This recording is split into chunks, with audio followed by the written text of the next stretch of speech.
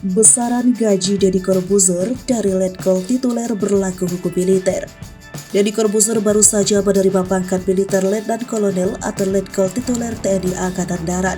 Pemberian pangkat Letkol tituler itu diberikan langsung oleh Menhan Prabowo Subianto, disahkan oleh Panglima TNI Jenderal Andika Perkasa dan KSAD Jenderal Dudung Abdurrahman.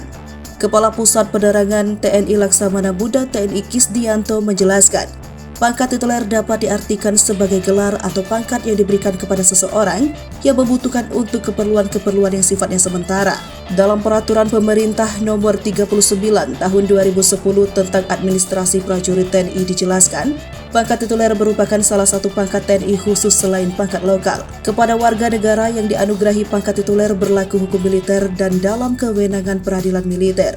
Sementara, mengacu pasal 29 PP nomor 39 2010, penerima pangkat tituler akan mendapatkan perlakuan administrasi terbatas selama masih memangku jabatan atau pangkat belum dicabut.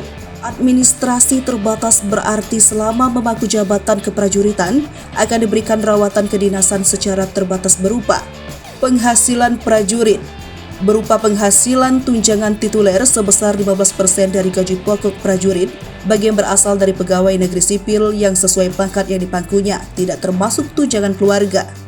Tunjangan jabatan dan rawatan prajurit diberikan sebagaimana berlaku bagi prajurit TNI. Dapat pula diberikan rawatan keluarga prajurit.